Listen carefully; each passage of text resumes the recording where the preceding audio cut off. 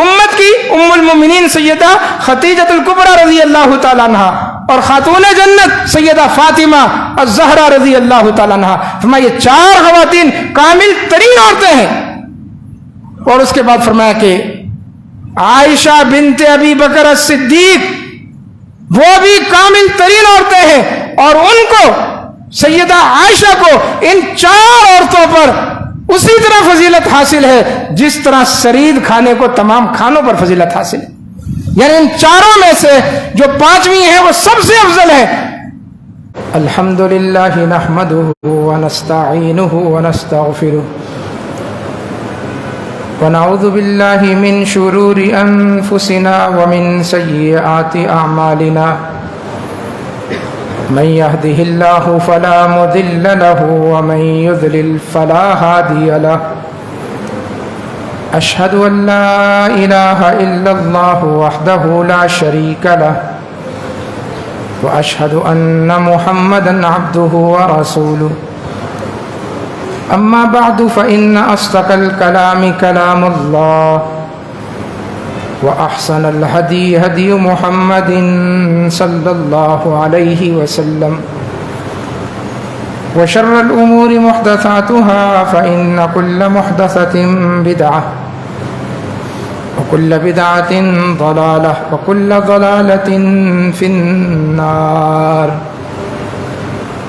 من يطع الله ورسوله فقد رشد واهتدى ومن يعص الله ورسوله فقد ضل وغوى سبحانك لا علم لنا إلا ما علمتنا إنك أنت العليم الحكيم اللهم انفعنا بما علمتنا وعلمنا ما ينفعنا وزدنا علما رب اشرح لي صدري ويسر لي أمري واحلل عقدة من لساني يفقهوا قولي اللهم ربي زدني علما اللهم صل على محمد وعلى أزواجه وذريته كما صليت على آل إبراهيم وبارك على محمد وعلى أزواجه وذريته كما باركت على آل إبراهيم إنك حميد مجيد أما بعد فأعوذ بالله السميع العليم من الشيطان الرجيم من همزه ونفخه ونفثه وذكر فإن الذكرى تنفع المؤمنين۔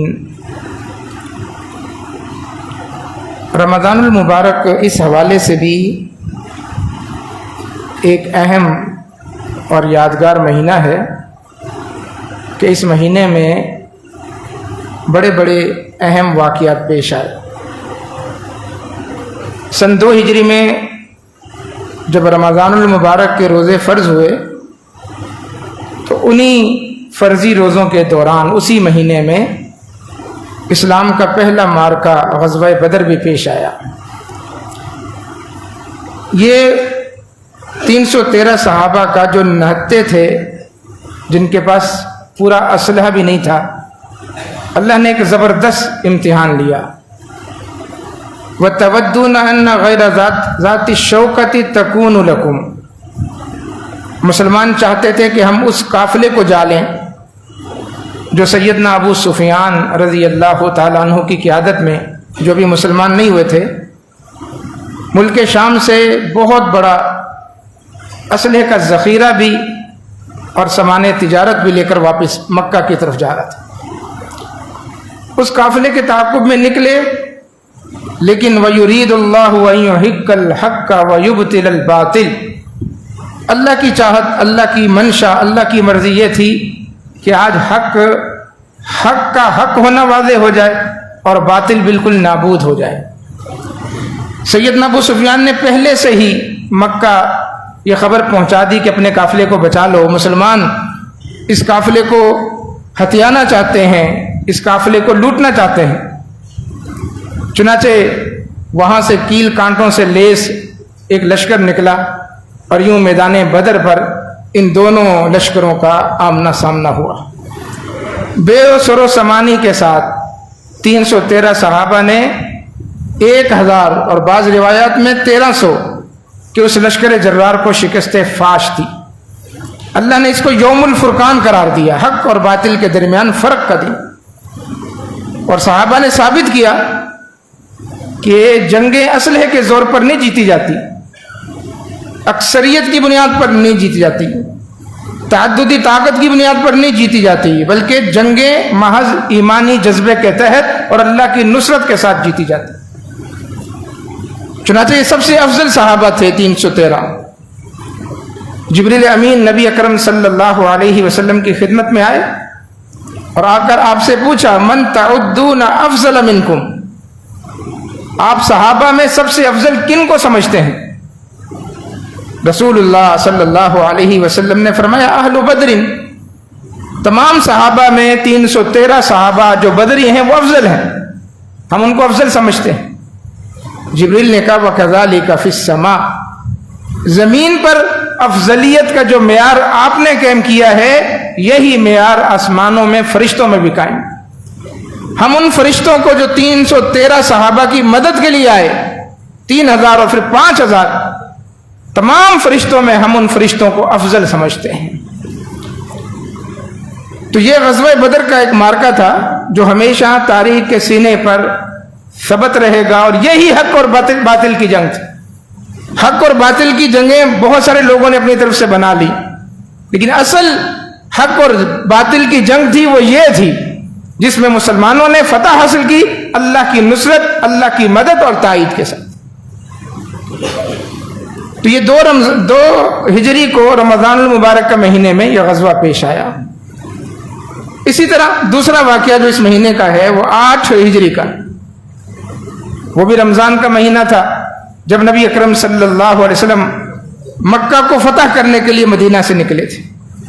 رمضان کا مہینہ روزوں کے دوران وہ شہر، وہ جگہ، وہ بستی، وہ قریہ، وادی بطحہ جہاں سے مسلمانوں کو نکال دیا گیا، ان کو گھر چھوڑنے پر اور چلتا کاروبار چھوڑنے پر مجبور کیا گیا کہ سب کچھ چھوڑ کر یہاں سے نکل جاؤ. اللہ تعالیٰ نے اس ہجرت کا پھل 8 سال کے بعد دیا جب مسلمان فاتحانہ انداز سے مکہ میں داخل ہوئے اور بغیر مزاحمت کے. چند ایک جگہ پر چند مشرکوں نے مزاحمت کی لیکن ان کو بھی واصل جہنم کر دیا گیا. اور اتنا زبردست یہ مارکہ جس کو اللہ نے فتح مبین قرار دیا، اذا جاء نصر اللہ والفتح، اللہ کی مدد کے ساتھ، اللہ کی تائید کے ساتھ اہل ایمان نے فتح حاصل کی. اور اس کے بعد جو لوگ منتظر تھے اہل عرب میں سے، قبائل، گاؤں دیہات کے لوگ اور بڑے بڑے قبیلے، کہ اگر یہ نبی سچا ہے تو اپنے مرکز پر ضرور دوبارہ اپنے مرکز کو حاصل کرے گا، فتح حاصل کرے. اگر مکہ ان کو دوبارہ مل جاتا ہے، بیت اللہ ان کے حوالے ہو جاتا ہے، تو اس کا مطلب ہے کہ یہ نبی سچا ہے. اور فتح مکہ کے بعد جب 9 ہجری اگلا سال آیا تو اس کو عام الوفود کہتے ہیں. لوگ جوک در جوک، قبائل کے قبائل، بستی کی بستیاں آتے تھے اور مسلمان ہو جاتے تھے. وَرَأَيْتَ النَّاسَ يَدْخُلُونَ فِي دِينِ اللَّهِ أَفْوَاجًا، آپ نے دیکھا کہ لوگ فوجوں کی شکل میں، جس طرح ایک فوج ہوتی ہے، سینکڑوں اور ہزاروں کی تعداد میں بڑے بڑے جھتے، بڑے بڑے لشکر، بڑے بڑے قافلے آتے تھے اور مسلمان ہو جاتے. تو یہ ایمان افروز واقعہ فتح مکہ کا، جس میں اللہ کے نبی نے عام معافی کا اعلان کیا، جس میں نبی اکرم صلی اللہ علیہ وسلم نے سیدنا ابو سفیان رضی اللہ تعالیٰ عنہ کو اعزاز دیا، ان کے گھر کو دارالامان قرار دیا. سیدنا بلال حبشی کو کہا کہ بیت اللہ کی چھت پر چڑھ کر یہاں پر وہ نعرہ بلند کرو، وہ کلمہ بلند کرو، وہ اذان بلند کرو جو نام لینے کی وجہ سے تمہاری پیٹھ سے ان لوگوں نے گوشت تک ادھیڑ دیا تھا. سیدنا بلال چڑھے، اللہ اکبر اللہ اکبر. تو یہ بھی رمضان المبارک کے اندر فتح مکہ کا بہت بڑا واقعہ، اگرچہ مسلمان اس کو فراموش کر چکے، تذکرہ نہیں ہوتا. اسی طرح 2 عظیم شخصیات کی وفات اور شہادت بھی رمضان کے مہینے میں ہوئی. 47 ہجری 21 رمضان فاتح خیبر شیر خدا سیدنا علی المرتضی رضی اللہ تعالیٰ عنہ، ان کو کوفہ میں عبد الرحمن ابن ملجم خارجی نے تلوار کے وار کر کے شہید کیا. 21 رمضان 47 ہجری.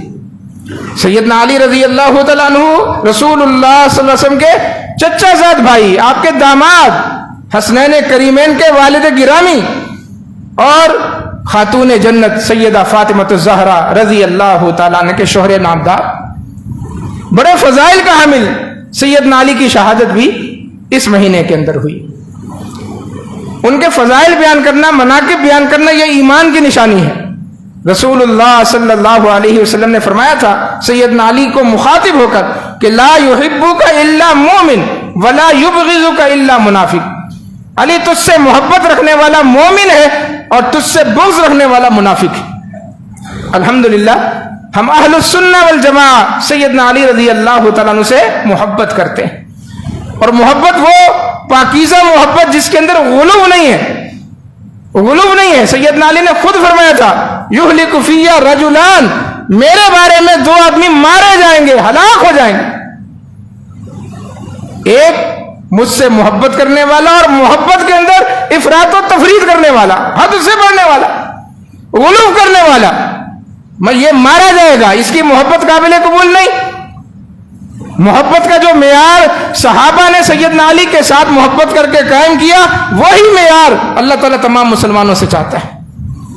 محبت کا تقاضا یہ ہے کہ سیدنا علی سے عقیدت، پیار، محبت کی جائے، ان کی تعلیمات کو اپنایا جائے، ان کے عقیدے کے مطابق، ان کے نظریے کے مطابق، ان کے منہج کے مطابق اپنے عقائد اور نظریات استوار کیے جائیں۔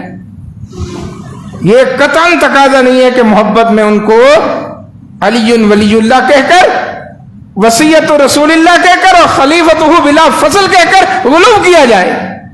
یہ سراسر غلو پر مبنی کلمات جس کی اسلام کے اندر کوئی حقیقت، کوئی اجازت نہیں۔ سیدنا علی مشکل کشا نہیں تھے، اگر مشکل کشا ہوتے تو اپنے اوپر تلوار کے وار روک لیتے، اپنی شہادت کے واقعے کو روک لیتے، اپنی ہی زندگی میں اپنے اوپر اتنی زبردست جو مصیبت آئی وہ اس کو نہ روک سکے، اور ہم کہہ رہے ہیں کہ وہ علی مشکل کشا ہے۔ اور شہادت کے بعد پھر سیدنا حسن کو زہر دیا گیا، وہ اپنے بیٹے کو آگاہ نہ کر سکے کہ بیٹا یہ چیز مت کھاؤ، اس کے اندر زہر، لختے جگر کو۔ اور 61 ہجری میں میدان کربلا میں سیدنا حسین رضی اللہ تعالیٰ عنہ کو شہید کیا گیا، سیدنا علی ان کی مدد نہیں کر سکے، ان کی مدد کو نہیں آ سکے۔ تو میں اور آپ کون ہیں کہ ہم پکاریں گے یا علی مدد اور سیدنا علی آ جائیں گے؟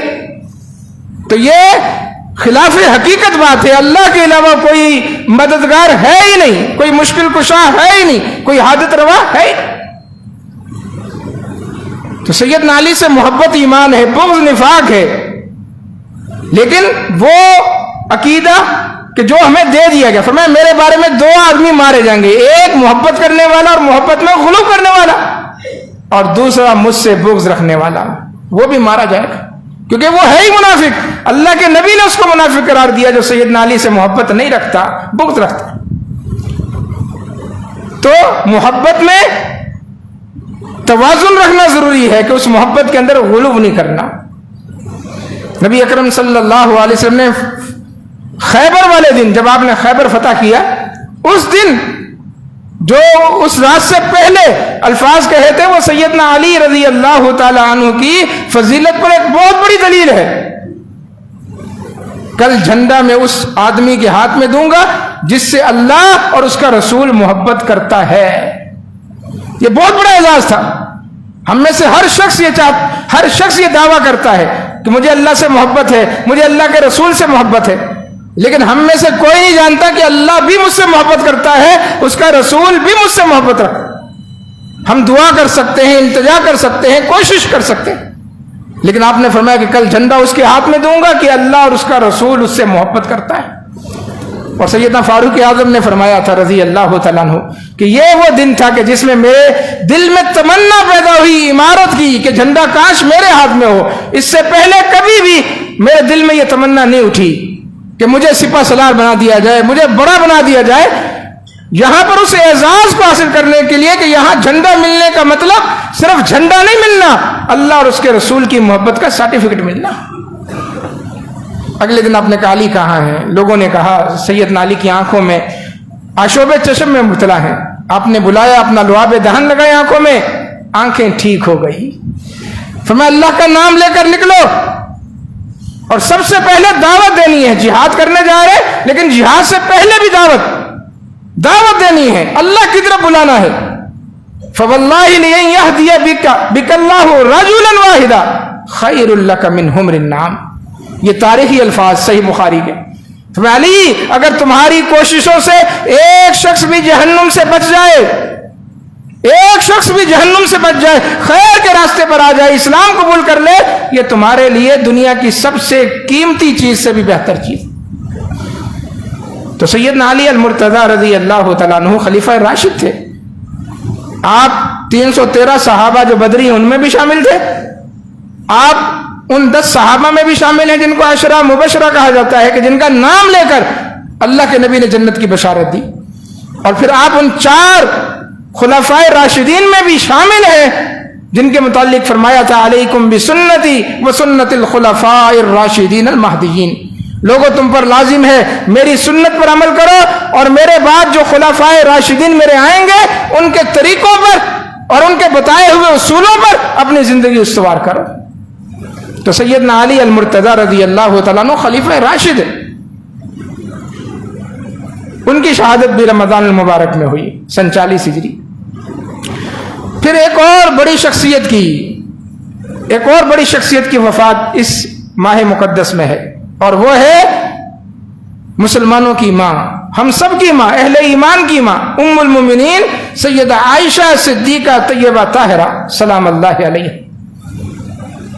سن 58 ہجری میں رمضان المبارک کے اندر غالباً 17 رمضان تھا، امی عائشہ صدیقہ رضی اللہ تعالیٰ عنہ کی وفات ہوئی. ہم یہ نہیں کہتے کہ ہم کوئی برسیاں منائیں، جیسے یوم سیدنا علی رضی اللہ تعالیٰ عنہ کی شہادت پر برسی نہیں مناتے، یوم شہادت نہیں مناتے. اس طرح اپنی ماں، مسلمانوں کی ماں، اہل ایمان کی ماں سیدہ عائشہ صدیقہ طیبہ طاہرہ سلام اللہ علیہ، ان کی وفات بھی منانے کے ہم قائل نہیں ہیں. لیکن اس ضمن میں ان کے جو فضائل موجود ہیں وہ ضرور بیان کرنے چاہیے تاکہ اہل ایمان کو اور ہماری آئندہ آنے والی نسلوں کو پتہ چلے کہ مسلمانوں کی جو مائیں ہیں، رسول اللہ صلی اللہ علیہ وسلم کی جو بیویاں ہیں وہ مسلمانوں کی مائیں ہیں، اور ان سے ایمان رکھنا، ان سے محبت رکھنا، ان سے پیار کرنا اور ان کے فضائل کا تذکرہ کرنا یہ ایمان کا حصہ ہے، ایمان ہے. النبی اولا بالمؤمنین من انفسہم. اللہ نے مومن لفظ استعمال کیا کہ مومن اپنی جانوں سے زیادہ نبی کو عزیز رکھتے ہیں. وَأَزْوَاجُهُ أُمَّهَاتُهُمْ، یہ قرآن کے الفاظ ہیں. نبی کی بیویاں مومنوں کی مائیں ہیں، مائیں. لہذا ایمان والا کبھی بھی اس سے انکار نہیں ہو سکتا، بلکہ اپنے لیے فضیلت سمجھتا ہے. ادنا سے ادنا مسلمان بھی ام المومنین سیدہ عائشہ کے بارے میں گستاخانہ کلمات ادا نہیں کر سکتا. جو آپ کی سگی ماں ہے، جس نے آپ کو جنم دیا ہے، کوئی اپنی ماں کے متعلق کوئی بات، بری بات سننے کے لیے تیار نہیں ہوتا. یہ تو مسلمانوں کی، سارے مسلمانوں کی روحانی ماں ہے. تو ہمارے ایمان کی گویا جان ہے کہ ہم ام المومنین سے محبت کریں اور ان کا بیٹا کہلوانے کا حق ادا کریں، اور کوئی بھی بدبخت، کوئی بھی بدباطن ان کے بارے میں ہرزہ سرائی کرے تو اس کو بتائیں کہ قرآن مجید کی سورہ نور پڑھو جس میں اللہ نے امی عائشہ کے بارے میں قرآن نازل کر کے تا قیام قیامت ان کی پاک دامنی کا ذکر کیا ہے. ان الذین یرمون المحصنات الغافلات المؤمنات لعنوا فی الدنیا والآخرہ. وہ ملعون ہے، دنیا میں بھی اس پر لعنتیں، آخرت میں بھی اس پر لعنتیں، دونوں جگہ اللہ کی لعنتیں اس پر برسیں گی جو پاک دامن مومنہ عورتوں پر کوئی تہمت لگاتا ہے. الخبیثات للخبیثین والخبیثون للخبیثات. خبیث مردوں کے لیے، ناپاک مردوں کے لیے اللہ نے ناپاک عورتیں بنائی ہیں، ناپاک عورتوں کے لیے ناپاک مرد بنائے ہیں. الطیبات للطیبین والطیبون للطیبات. اور پاکیزہ مرد انبیاء علیہم السلام، اور سب سے پاکیزہ اور مطہر محمد الرسول اللہ صلی اللہ علیہ وسلم. فرمایا پاکیزہ مردوں کے لیے اللہ نے پاکیزہ عورتوں کا انتخاب کیا. تو جس طرح محمد الرسول اللہ صلی اللہ علیہ وسلم پاکیزہ ہیں، طاہر ہیں، مطہر ہیں، اسی طرح آپ کی زوجہ محترمہ مسلمانوں کی ماں ام المومنین بھی طیبہ ہیں، طاہرہ. آپ کی زندگی میں ایک شخص نے کہہ دیا تھا، باہر مسجد نبوی کے صحن میں کوئی بدباطن پہنچا ہوا تھا، اور وہ سیدہ عائشہ صدیقہ طیبہ طاہرہ کے بارے میں کوئی سخت کلامی کر رہا تھا، تو دوسرا اس کو سمجھا رہا تھا کہ اپنی زبان میں اتنی سختی نہ لاؤ، وہ ماں ہے، ماں مسلمانوں کی ماں ہے۔ اس نے اسے آگے سے کہا تکبرانہ، میں نہیں مانتا ان کو اپنی ماں، میں اپنی ماں نہیں مانتا ان کو۔ سیدہ عائشہ تک بات پہنچ گئی۔ امی عائشہ نے جب سنا تو فرمایا صحیح تو کہہ رہا ہے، میں مومنوں کی ماں ہوں، مسلمانوں کی ماں، کافروں کی ماں نہیں ہوں۔ اللہ اکبر۔ تو مومن ام المؤمنین سیدہ عائشہ صدیقہ طیبہ طاہرہ کو اپنی ماں کہتے ہیں۔ ماں سے جس طرح پیار محبت کی جاتی ہے، پیار محبت کا اظہار کیا جاتا ہے، اہل ایمان ان کے ساتھ پیار محبت کا اظہار کرتے ہیں، تو مسلمانوں کی ماں ہے۔ اب یہ بدبخت نے، تو آپ جانتے ہیں مرزا جہلمی کو، پہلے وہ برف کے کارخانے میں چھپ کے کام کرتا تھا میڈیا کے ذریعے، اب اس کو نیشنل ٹی وی پر لے آئے، اس سال پروگرام ہو رہے ہیں علماء کرام کے ساتھ بیٹھا، وہ بدبخت کہہ رہا ہے کہ جی باغی تھی نعوذ باللہ، سیدنا علی کے مقابلے میں نکلی تھی، جس طرح سیدنا امیر معاویہ کو باغی کہتے ہیں اس طرح سیدہ عائشہ کو بھی باغی کہتے ہیں، اور حدیث کا غلط مفہوم 100% غلط مفہوم بیان کر کے کہتا ہے کہ اللہ کے نبی نے کہا تھا عمار بن یاسر کو باغی گروہ قتل کرے گا، عمار ان کو جنت کی طرف بلا رہے ہوں گے اور باغی ان کو جہنم کی طرف بلا رہے ہوں گے۔ کہتا سیدنا معاویہ کے گروہ نے عمار کو قتل کیا، اور ان باغیوں میں سیدہ عائشہ بھی شامل تھی۔ امیر معاویہ، سیدہ عائشہ اور سیدنا طلحہ بن عبید اللہ اور دوسرے نام لیے، یہ سارے لوگوں کو جہنم کی طرف بلا رہے تھے۔ تو اس بدبخت کو ٹی وی پر لانے کی کیا ضرورت تھی؟ یہ ملعون ہے۔ امام اہل السنہ امام احمد بن حنبل رحمہ اللہ فرمایا کرتے تھے کہ جس شخص کو سن لو کہ وہ صحابہ کے بارے میں غلط گفتگو کرتا ہے، صحابہ کے ایمان میں کیڑے نکالتا ہے، ان کی غلطیاں بیان کرتا ہے، فرمایا اس کے ایمان کے بارے میں شک کرو کہ یہ شخص مسلمان نہیں ہو سکتا۔ ہم تو کہتے ہیں ہمیں کسی بات کا ڈر نہیں، کوئی ٹی وی پہ بلا کر پوچھے گا تب بھی کہو کافر ہے یہ شخص، مسلمان تھوڑی، اور تم اس کو اسلام کے لبادہ اڑا کر ٹی وی پر لے آئے ہو، جس کی اتنی گستاخیاں ہیں، اللہ معاف کرے کہ شخص نرم سے نرم بھی اگر کوئی فتویٰ لگ سکتا ہے تو واجب القتل کا لگ سکتا ہے، اس سے کم فتویٰ نہیں لگ سکتا۔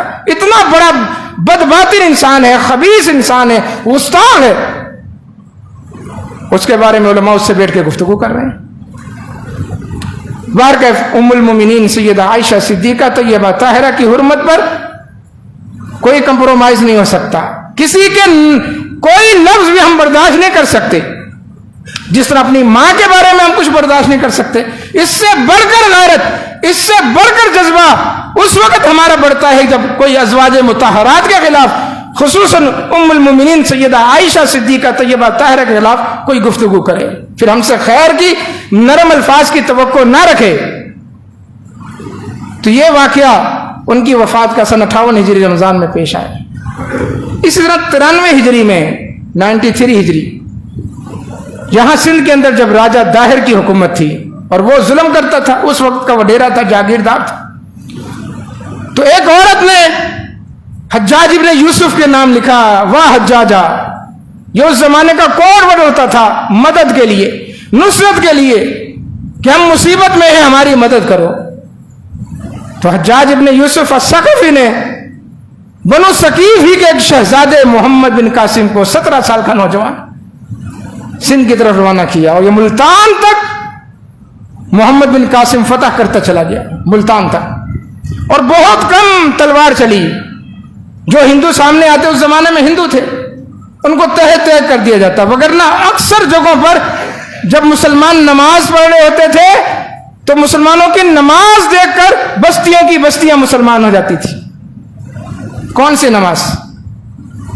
93 ہجری میں کون سی نماز ہوگی؟ نماز محمدی ہوگی، اس لیے کہ اس وقت تک کسی امام ابو حنیفہ 80 ہجری میں پیدا، اس وقت 13 سال کے تھے، تو کوئی فقہ بھی مدون نہیں ہوئی تھی، کسی فقہ کا وجود نہیں تھا، کوئی فقہی مسلک نہیں پھیلا تھا۔ جب اس سندھ کے اندر، سندھ دھرتی کے اندر اسلام پہنچا وہ اسلام وہ تھا جو رسول اللہ صلی اللہ علیہ وسلم دے کر گئے صحابہ کو، اور صحابہ نے اس دین کو، اس اسلام کو صحیح شکل کے اندر، مکمل شکل کے اندر، اصلی صورت کے اندر دنیا کے کونے کونے تک پہنچایا۔ آخری صحابی 110 ہجری میں فوت ہوئے۔ مکہ کے اندر سیدنا ابو طفیل عامر بن واصلہ رضی اللہ تعالیٰ عنہ 110 ہجری، اور اس سے پہلے 93 ہجری میں یہاں ملتان تک اسلام آ چکا تھا، اور وہ صحیح اسلام جو احادیث کے اندر موجود ہے۔ تو بہرحال یہ بھی ایک اہم ترین واقعہ ہے۔ تو یہ کچھ واقعات میرے ذہن میں تھے، میں نے کہا کہ آپ کے ذہنوں میں بھی تازہ کر دوں تاکہ آپ بھی ان واقعات کو تفصیلاً پڑھیں۔ یہ تو میں نے مختصراً ذکر کیا ہے۔ غزوہ بدر پڑھیں، آپ فتح مکہ کا واقعہ پڑھیں، خود بھی پڑھیں، بچوں کو پڑھ کے سنائیں۔ پھر اس کے بعد ام المومنین سیدہ عائشہ کے جو فضائل مناقب ہیں وہ اپنے گھر میں بچوں کو یاد کرائیں۔ کم از کم امی عائشہ کی فضیلت کی ایک حدیث تو یاد ہو۔ کون سی حدیث؟ کمل من الرجال کثیر، فرمایا کتنے مرد گزرے ہیں جو کامل تھے تاریخ میں، بے شمار ہیں، شمار نہیں کر سکتے، لیکن فرمایا کہ صرف 5 عورتیں ہیں جو پوری تاریخ انسانیت میں کامل ترین عورتیں گزری۔ 5 عورتوں کے نام لیے، 2 سابقہ امتوں میں سے، نمبر 1 آسیہ بنت مزاحم، فرعون کی بیوی، فرمایا کامل ترین عورت تھی۔ دوسری سیدنا عیسیٰ کی والدہ مریم بنت عمران، فرمایا تاریخ کی کامل ترین عورتیں یہ تھی، یہ سابقہ امتوں میں سے۔ اور 2 نام پھر آپ نے اس امت کے لیے، ختیجہ بنت خویلد اور فاطمہ بنت محمد صلی اللہ علیہ وسلم۔ فرمایا 4 عورتیں، 2 اس امت کی، ام المومنین سیدہ ختیجۃ الکبریٰ رضی اللہ تعالیٰ عنہ، اور خاتون جنت سیدہ فاطمہ الزہرا رضی اللہ تعالیٰ عنہ۔ فرمایا 4 خواتین کامل ترین عورتیں ہیں۔ اور اس کے بعد فرمایا کہ عائشہ بنت ابی بکر الصدیق، وہ بھی کامل ترین عورتیں ہیں، اور ان کو، سیدہ عائشہ کو، ان 4 عورتوں پر اسی طرح فضیلت حاصل ہے جس طرح سرید کھانے کو تمام کھانوں پر فضیلت حاصل ہے۔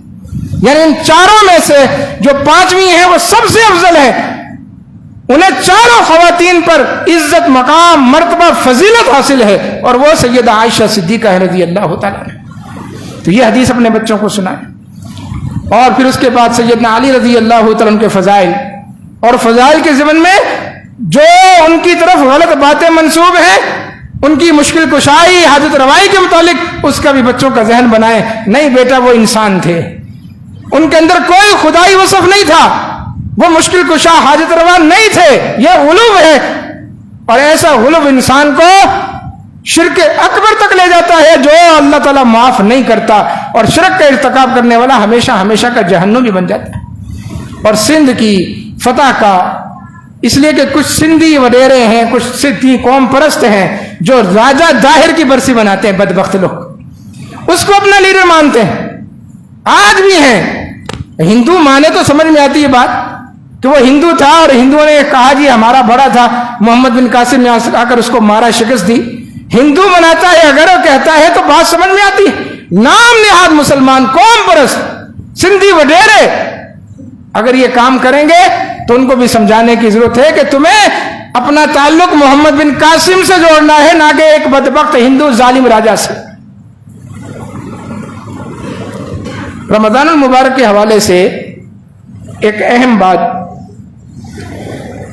ہم روزے رکھ رہے ہیں، لیکن روزوں سے ہم کیا سبق حاصل کر رہے ہیں؟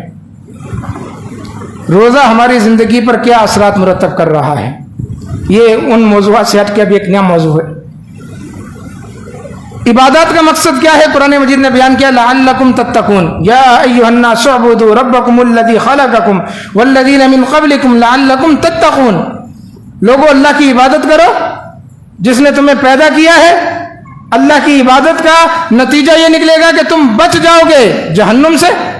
لعلکم تتقون کا ایک ترجمہ یہ ہے، اور لعلکم تتقون کا دوسرا ترجمہ یہ ہے کہ تم متقی بن جاؤ گے، پرہیزگار بن جاؤ گے۔ روزوں کا بھی یہی بیان کیا، کتب علیکم الصیام کما کتب علی الذین من قبلکم لعلکم تتقون۔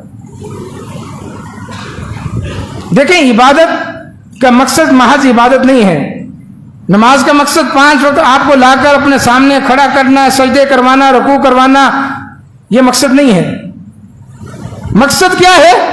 نماز کا اثر آپ کی زندگی میں نظر آئے، روزوں کا اثر آپ کی زندگی پر مرتب ہو، یہ عبادت کا مقصد ہے. نماز کا کیا مقصد ہے؟ وَأَقِمِ الصَّلَاةَ إِنَّ الصَّلَاةَ تَنْهَىٰ عَنِ الْفَحْشَاءِ وَالْمُنكَرِ. نماز پڑھو اس لیے کہ نماز تمہیں بے حیائی اور برے کاموں سے روکے گی. ایک شخص 5 وقت کا نمازی ہے لیکن بے حیائی کے کاموں میں پڑا ہوا ہے، برے کاموں کے اندر، اس کی لت کے اندر پڑا ہوا ہے. نماز بھی پڑھ رہا ہے، برے کام بھی کر رہا ہے. اس کی نماز کا کیا فائدہ؟ یہ کیا سمجھ رہا ہے کہ میں 5 وقت نماز پڑھ رہا ہوں، سجدے کر رہا ہوں، بڑا متقی ہوں. نہیں نہیں نہیں، متقی بننے کے لیے اس نماز کے اثرات کا آپ کی زندگی میں آنا ضروری ہے. یہ نماز آپ کو بے حیائی کے کاموں سے روکے گی تب آپ متقی ہیں، برے کاموں سے روکے گی. منکر، ہر برا کام، خیانت برا، جھوٹ برا کام، رشوت لینا برا کام، ملاوٹ کرنا برا کام، گالی گلوچ کرنا برا کام، لڑنا جھگڑنا برا کام، جتنے برے کام ہیں، اگر آپ کو نماز ان کاموں سے نہیں روک رہی تو آپ ورزش کر رہے ہیں. صرف آپ 5 وقت ورزش کر رہے ہیں، اس سے آپ کو جسم کو تو فائدہ ہوگا کہ ہلکا ہو جائے گا، لیکن اس کا تقوی کے ساتھ کوئی تعلق نہیں ہے، دین کے ساتھ کوئی تعلق نہیں. نماز پڑھنے کا مقصد آپ کو برے کاموں سے روکنا ہے. اب ہر شخص دیکھ لے اپنے آپ کو، میں نماز بھی پڑھ رہا ہوں اور برے کام بھی کر رہا ہوں، تو پھر میری نماز کا کیا فائدہ؟ تقوی نہیں آ رہا. تقوی آنا چاہیے آپ کی زندگی پر. ہر برے کام کو آپ نے چھوڑنا ہے، ہر بے حیائی کے کام کے قریب نہیں جانا. یہ نماز کا مقصد. روزے کا مقصد کیا ہے؟ ایک تو اللہ نے کہا لعلکم تتقون، تاکہ تم متقی بن جاؤ. کیسے؟ اللہ کے نبی صلی اللہ علیہ وسلم نے فرمایا من لم یدع قول الزور والعمل به، جو جھوٹی بات کہنا اور جھوٹے کام کرنا نہیں چھوڑتا، فلیس للہ حاجۃ فی ان یدع طعامہ وشرابہ، اللہ تعالیٰ کو اس کے بھوکا پیاسا رہنے کی کوئی ضرورت نہیں. وہ روزے کا مقصد یہ ہے کہ آپ نے پوری زندگی، اپنی عملی زندگی میں نہ جھوٹ بولنا ہے نہ کوئی جھوٹا کام کرنا ہے. ہم سمجھتے ہیں روزے میں نہیں کرنا، روزے میں تو بلولا نہیں کرنا، روزے میں تو بلولا نہیں کرنا یہ کام، لیکن جو باقی زندگی ہے مسجد سے نکلنے کے بعد یا افطاری کرنے کے بعد، اس میں کیا آپ کو جھوٹ بولنے کی اجازت ہے؟ جھوٹا کام کرنے کی اجازت ہے؟ یہاں تو لوگ جھوٹے میں ہی، جو روزے کے اندر ہی جھوٹے کام کر رہے ہیں. گرا فروشی، ذخیرہ اندوزی، ملاوٹ، یہ ہمارے بھائی سفید وردی والے، کالے وردی والے جتے بنا کے کھڑے پورے شہر میں. اور خدا کا خوف کرو کچھ، یہ لوگ پہلے مہنگائی میں پسے ہوئے ہیں. کسی کو 100 روپے سے کم منہ کو ایسی رشوت لگی، ایسا حرام لگا ہے کہ 100 سے کم میں بات نہیں ہے، کچھ بھی نہیں. مولوی صاحب نکالیں، جلدی سے نکالیں، چلیں. کس مقصد کے تحت روکا ہے؟ کیوں روکا ہے؟ کیا چیک کرنا ہے؟ گاڑی میں کوئی فالٹ ہے؟ کاغذات کوئی کم ہے؟ کیا مسئلہ ہے؟ نہیں، بس خرچی دے دیں. ایسا حرام لگ گیا ہے. یہ محکمے ایسے، پولیس ہماری اور ٹریفک پولیس، اگر کرپشن کے اعتبار سے کوئی لسٹ میرے خیال میں آئی بھی تھی، پولیس کا پہلا نمبر ہے ٹریفک پولیس کا، یا ویسے جو پولیس ہے اس کا. حالانکہ پولیس کا بیچاروں کا تنخواہیں بھی اچھی ہیں، مراعات بھی ملتی ہیں، کام ہے ڈکیتی روکنا، چوری روکنا، امن و امان بحال کرنا. ڈکیتیاں ہو رہی ہیں، چوریاں ہو رہی ہیں، اور یہ چور بھی لگے ہوئے ہیں، اور ڈکیت ساتھ ان کے ساتھ یہ بھی عوام کی جیب کاٹ رہے ہیں اور ڈکیتیاں مار رہے ہیں. تو روزے کا مقصد کیا تھا؟ آپ کو جھوٹے کاموں سے روکنا، جھوٹی باتوں سے روکنا. معاشرہ ویسے کا ویسا ہے. تو اس کا مطلب ہے کہ ہم صرف بھوک ہڑتال پر ہیں، 29 دن کی بھوک ہڑتال ہے اور 30 دن کی بھوک ہڑتال ہے، اس کے بعد دوبارہ سے وہ روٹین کی زندگی ہو جائے گی. یہ مقصد نہیں ہے. روزے کا مقصد جھوٹی باتیں چھڑوانا ہے، پوری زندگی جھوٹے کام چھڑوانا ہے. آپ سے ملاوٹ، رشوت، خیانت، جھوٹ، غیبت، یہ سارے کام اللہ چھڑوانا چاہ رہا ہے، اور آپ ہیں کہ روزے کے دوران بھی کر رہے ہیں، روزے کے بعد بھی کر رہے ہیں. تو یہ تو اللہ کے ساتھ آپ مذاق کر رہے ہیں نا. یہ مقصد نہیں تھا. تو رمضان سے ہم نے کیا سبق حاصل کیا؟ اللہ کے نبی صلی اللہ علیہ وسلم کی حدیث ہے للصائم فرحتان، روزے دار کے لیے 2 خوشی کے وقت ہے. فرحت عند فطری، ایک افطاری کے وقت، وفرحت عند لقاء ربی، اور ایک جب رب سے ملاقات ہوگی. افطاری کے وقت کون سی خوشی؟ افطاری کے وقت کون سی خوشی؟ رنگ برنگے شربت پینے کی خوشی، کبھی یہ شربت پئیں گے ہم، یہ فروٹ کھائیں گے ہم، سموسے پکوڑے کھائیں گے، یہ بھی خوشی ہے کہ دن بھر ان چیزوں کے قریب نہیں گئے، حلق خشک ہو گیا ہے، اب یہ ٹھنڈے مشروبات پئیں گے، چیزیں کھائیں گے، خوشی اور فرحت ملے گی، یہ بھی خوشی ہے۔ لیکن اصل خوشی کیا ہے؟ اصل خوشی یہ ہے کہ افطاری کے وقت بیٹھ کر آپ اپنے پورے دن کا جائزہ لیں، آج کا روزہ کیسے گزارا میں نے، پھر آئے گی آپ کو خوشی، پھر سمجھ میں آئے گا خوشی کا مطلب۔ آج گالی دی کسی کو، ہاں فلاں بندے کو دی تھی، کائے کی خوشی، روزہ تو ٹوٹ گیا، ختم ہو گیا، ثواب گیا، گالی دی تھی میں نے، اور میں یہاں دسترخوان پر بیٹھ کر یہ سوچ رہا ہوں کہ مجھے خوشی ملے گی۔ روزے میں کسی کے ساتھ کتنی میں نے زیادتی کی۔ یہ ہمارے ٹریفک پولیس والے بھائی غور کریں افطاری کرتے ہوئے کہ آج کتنی رشوت لی ہم نے، ناجائز منافع خوری والے، 400 روپے درجن کیلا، اللہ اکبر، 400 روپے درجن کیلا، اور اب رمضان کے بعد پڑے ہوں گے کوئی پوچھے گا بھی نہیں، 100 روپے کے 2.5 درجن بیچ رہے ہوں گے، یعنی کوئی خوف خدا نہیں۔ رمضان سے پہلے خربوزہ 100 روپے کا 2.5 کلو، اور رمضان میں 150 روپے صرف کلو۔ یہی سب کا حال ہے، کوئی ایک نہیں ہے، اس حمام کے اندر سارے ننگے، ایک ہی تھیلی کے سارے چٹے بٹے۔ ہاں باقی حکمران برے ہیں، سیاستدان برے ہیں، جرنیل برے ہیں، وہ ہم کہتے رہیں گے۔ اپنے آپ کو کوئی بدلنے کے لیے تیار نہیں ہے، اپنا محاسبہ کرنے کے لیے تیار نہیں کہ میں کتنا برا ہوں۔ اپنے آپ کو پوتر، صاف ستھرا، نیٹ اینڈ کلین سمجھنے والے، اور ساری برائیاں ہمیں دوسروں میں نظر آتی، اپنے گریبانوں میں جھانکے۔ تو خوشی کا وقت وہ اس وقت آپ کو میسر آئے گا جب افطاری کے 1-2 منٹ پہلے آپ پورے دن کا ایک سرسری جائزہ لیں گے، نیکیاں ایک طرف رکھیں گے، گناہ ایک طرف رکھیں گے۔ آج سارے دن میں کیا کیا ہے نیکیوں کے کام، کتنی برائیاں کی ہیں۔ اگر نیکیاں ہیں اور برائی ایک بھی نہیں ہے تو پھر اللہ کا شکر ادا کریں کہ اللہ میں آج محض بھوکا پیاسا نہیں رہا، تو نے دیکھا مجھے، نہ کسی کو گالی دی، نہ کسی کی غیبت کی، نہ کسی کو مارا، نہ کسی کا مال ہتھیا، نہ رشوت لی، نہ کسی کو دھکا دیا، نہ فحش گوئی کی۔ اللہ تو جانتا ہے صبح سے آج شام ہو گئی ہے، تیرے نام پر روزہ رکھا ہے، تیری رضا کے لیے روزہ رکھا ہے۔ اللہ اب تو مجھے اس کی جزا دے اور میری گردن کو جہنم سے آزاد کر دے، اور مجھے ان خوش نصیبوں میں شامل کر دے جن کو تو اس وقت جہنم سے آزاد کر رہا ہے۔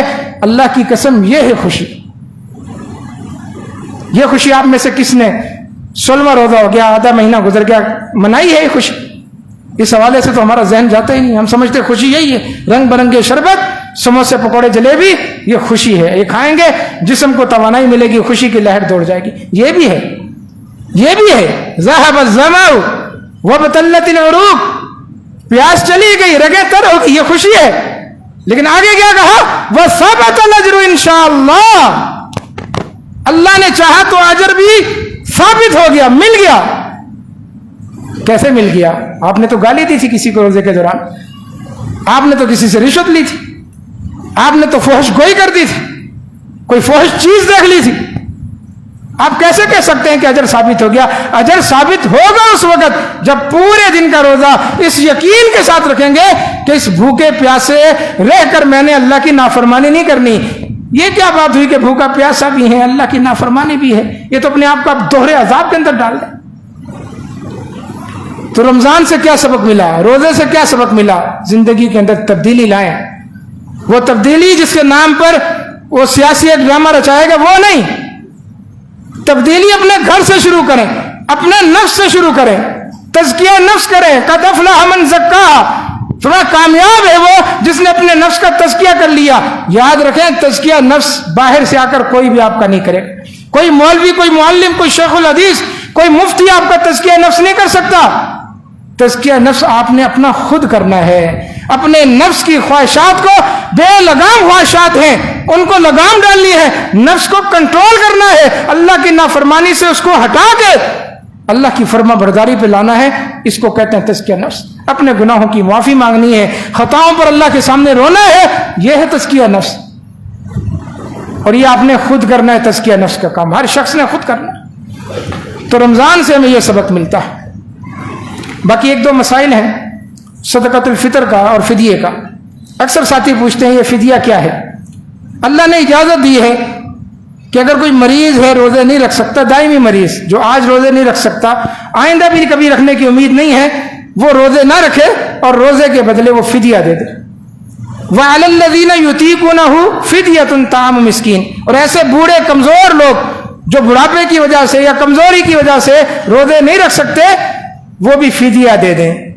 فِدْيَةٌ طَعَامُ مِسْكِينٍ، ایک مسکین کا کھانا فدیہ ہے ایک روزے کا۔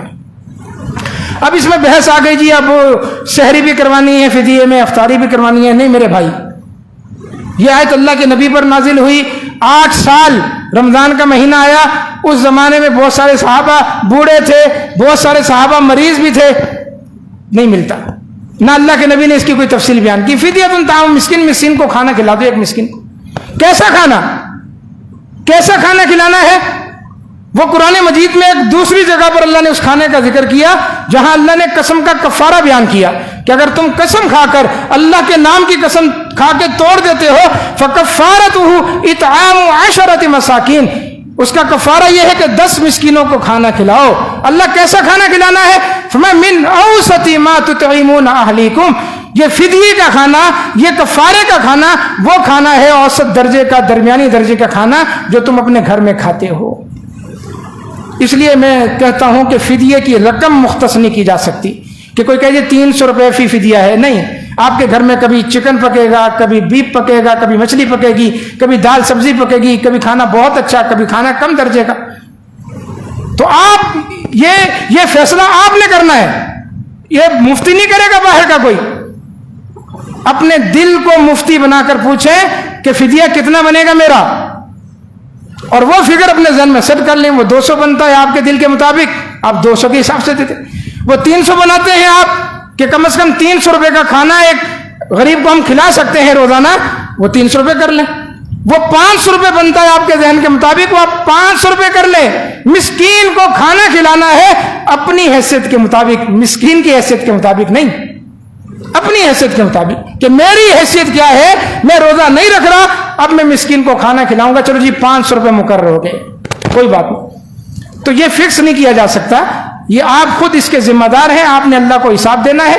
زیادہ دیں گے تو اللہ کی طرف سے انعام پائیں گے، کم دیں گے قیامت کے دن پکڑے جائیں گے۔ اس لیے مولویوں کے کندھوں پر بندوق نہ چلائیں رکھ کر کہ مولوی صاحب نے کہا جی 300 روپے تو بس 300 روپے۔ مولوی کو کیا پتا آپ کے گھر میں کیا پکتا ہے، آپ کس درجے کا کھانا کھاتے ہیں، کس لیول کا، کس معیار کا آپ کھانا کھاتے ہیں۔ آپ چائنیز کے شوقین ہیں، پاکستانی ڈشیں کھاتے ہیں، انڈین کھانے آپ کے گھر پکتے ہیں، ہمیں کیا پتا، یا ترکش کھانے آپ کھاتے ہیں، ہمیں کیا پتا۔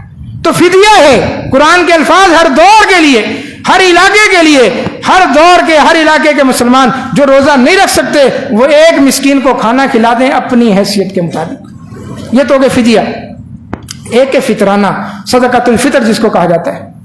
سب سے پہلے تو یہ چیز نوٹ کر لیں کہ اس کا جو وقت ہے وہ ہے رمضان کا اینڈ، آخری۔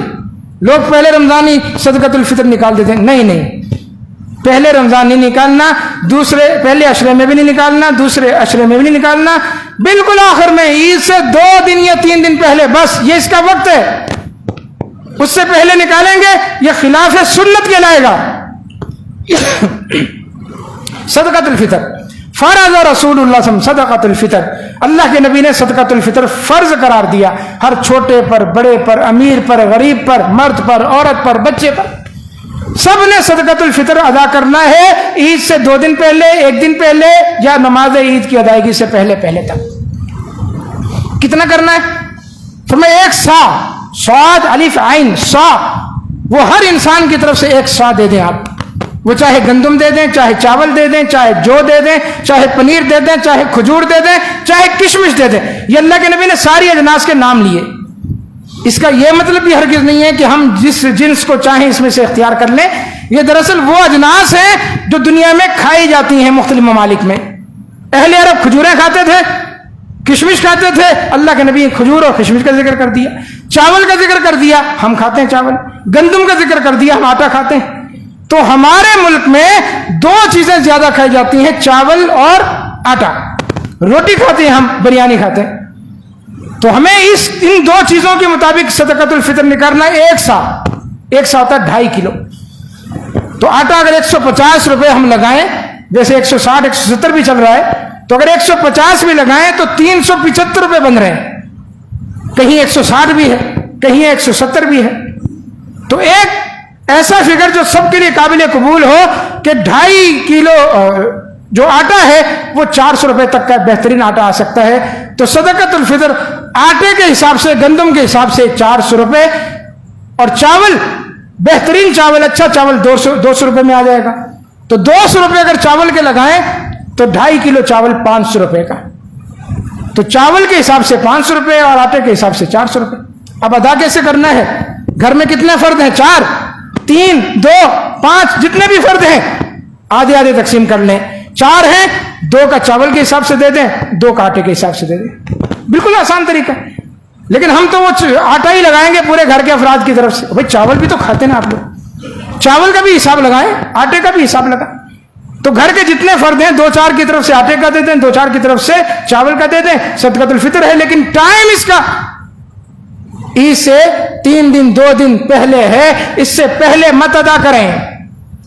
اور اللہ کے نبی نے اس کی 2 وجوہات بیان کی کہ یہ کیوں ادا کرنا ہے. فرمایا طہرۃ للصائم، یہ جو آپ نے روزے رکھے ہیں 26، 27، 28، ان روزوں میں جو کمی کوتاہی رہ گئی تھی، اس صدقۃ الفطر سے اللہ آپ کے روزے صاف کر دے گا. وَطُعْمَةٌ لِّلْمَسَاكِينَ، اللہ عید کے موقع پر مسکینوں کے لیے اس صدقۃ الفطر کے ذریعے کھانے کا بندوبست کر دیتا ہے، ان کو اچھا کھانا مل جاتا ہے. بعض لوگ جو پہلے دیتے ہیں نا، شروع میں ہی دے دیتے ہیں، وہ ایک دلیل یہ دیتے ہیں کہ دینا تو ہے، پہلے دے دو، مسکینوں تک پہنچ جائے گا، غریب اچھے طریقے سے روزے رکھ لیں گے. اللہ آپ سے زیادہ خیر خواہ ہے غریبوں کا، اللہ کا رسول آپ سے زیادہ خیر خواہ ہے غریبوں کا. اللہ کے نبی نے تو نہیں کہا کہ پہلے دے دو، اللہ کے نبی نے جو ٹائم اس کا رکھا ہے اس ٹائم پر ہی دیں گے. اس سے پہلے آپ زکوٰۃ دیں، صدقہ دیں. اللہ نے آپ کو صاحب ثروت بنایا ہے، غریبوں کی اس طرح مدد کریں. لیکن جو کام عبادت کے طور پر ہم پر رائج ہے، اس کو اس معیار کے مطابق، اس مقدار کے مطابق اور اس دن، گھڑی یا تاریخ کو کرنا، اس ٹائم پہ کرنا، وہ ضروری ہوتا ہے. تو صدقۃ الفطر 1 سا یعنی 2.5 کلو اناج دینا ہے، یہ اس کی رقم دینی ہے. کب دینی ہے؟ عید سے 2 دن پہلے. الحمدللہ یہاں ادارہ فروغ قرآن و سنت میں اور سلفیہ ویلفیئر سوسائٹی کے تحت صدقۃ الفطر جمع کیا جاتا ہے، اور عید سے 1 دن پہلے، بلکہ چاند نظر آنے کے بعد رات کو وہ گفٹ بنائے جاتے ہیں اس کے باقاعدہ عید کے حوالے سے. اور رات ہی رات میں ساتھی، ہم تو اس کے چشمدید گواہ ہیں کہ آدھی رات کو ساتھی 2 بجے 2:30 بجے لوگوں کے گھروں میں جا کر یہ چیز دے کر آتے ہیں. تو اپنا صدقۃ الفطر ابھی نہیں، جب اس کا ٹائم آئے گا یہاں جمع کروائیں، اور غریبوں میں تعاون کے سلسلے میں، خوشیاں بانٹنے کے سلسلے میں آپ اس میں شریک ہو جائیں. آخری بات اعتکاف کے حوالے سے. اعتکاف عبادت کے لیے اللہ کے گھر میں رکنے کا، ٹھہرنے کا، جمنے کا نام ہے، دنیا سے کٹنے کا نام ہے. اس لیے آپ کو خیمہ لگا کے دیا جاتا ہے کہ آپ گفتگو نہ کریں. ہم نے اس کو فیملی فیسٹیول بنا لیا ہے. ٹریٹمنٹ، اللہ اکبر، انٹرٹینمنٹ. وہ فیملیاں آ رہی ہیں، بیوی آ رہی ملنے کے لیے، بچے آ رہے ہیں، کھانے بنا کے لا رہے ہیں. یہ کیا طریقہ کار ہے؟